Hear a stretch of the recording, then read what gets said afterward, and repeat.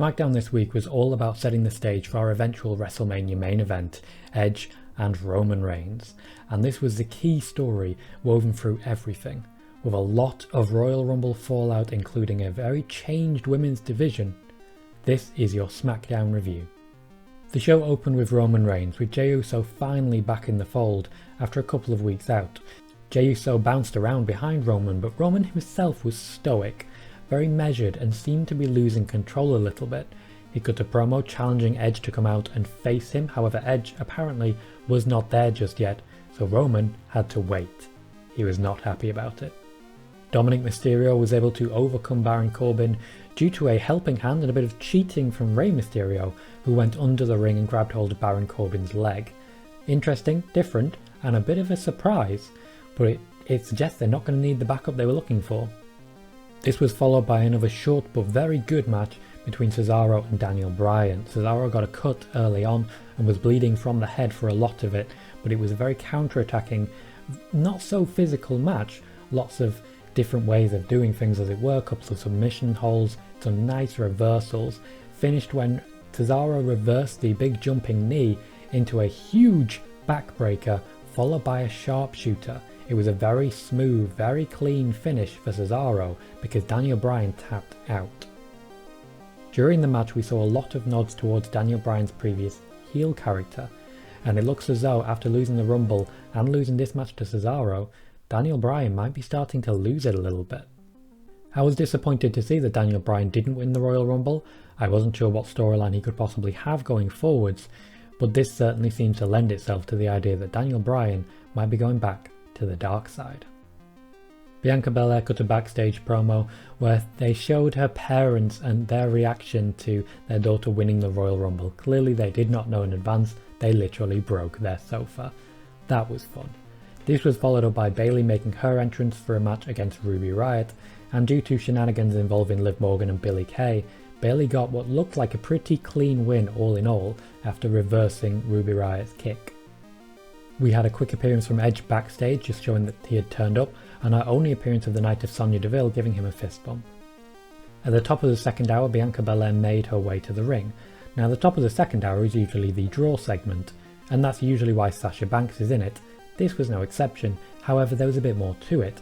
Bianca came out, talked down her potential opponents for WrestleMania, given that she can challenge anyone on any brand, not mentioning Io Shirai surprisingly. She was interrupted by Carmella, another person who I was personally a little bit worried about going forwards after very conclusively losing to Sasha Banks, and it looks like Carmella will be very conclusively losing to Bianca Belair as well on the way, because Sasha Banks did make her appearance, really stood up to Bianca Belair, and for me, this is our WrestleMania match, Sasha Banks and Bianca Belair. Robert Roode and Dolph Ziggler beat Otis and Chad Gable due to some essentially clever moves.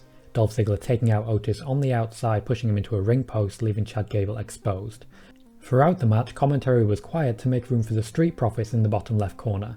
I could have lived without this. It didn't add anything to it, and Corey Graves afterward asked if he was going to get his raise soon. I think we all valued his work even more after the Street Profits just stepped all over it. The WWE used a match between Hulk Hogan and Andre the Giant to plug the WWE Network in a concerted effort to get people signing up before they move over to Peacock. Then Hulk Hogan appeared, said nothing, and that was it. The match of the night was our Triple Threat Intercontinental Championship match between Big E, Apollo Crews and Sami Zayn. Really high paced, really good tempo, a lot of very strong moves involved. Sami Zayn came very close to picking up the win but was kept out of it by Apollo Crews, and in reverse as well. Big E would eventually get the win, taking Apollo Crews as he came into the ring after dealing with Sami Zayn, hitting the big ending and pinning him for the 1-2-3. This was a triple threat match in which no one came out looking bad, everyone came out looking better, and honestly this was inconclusive as hell, and I'm really hoping we are going to see an Elimination Chamber Intercontinental Championship match. All of these three deserve to be there. Our final segment was the promised segment between Edge and Roman Reigns. Edge came out first, talked about his dream and what he was looking for, but he was very quickly joined by Roman Reigns. Roman cleared the ring of Jey Uso and Paul Heyman. He wanted Edge to acknowledge him. He wanted Edge to challenge him for WrestleMania. This is a match that Roman wants, and it is a match that Roman is going to get. However, before Edge could make a decision either way, Roman Reigns got attacked by Kevin Owens, hit with a stunner, and Kevin Owens made his exit just as quickly. Edge would drop his microphone and just walk away. This week's SmackDown was a significant improvement on last week's, which felt like a Raw show being booked just for 2 hours on a Friday. While it was a significant improvement on last week, it wasn't an improvement on the weeks before, when SmackDown really was hitting a high. The appearance of Hulk Hogan and the use of the Street Profits do drag it down for me.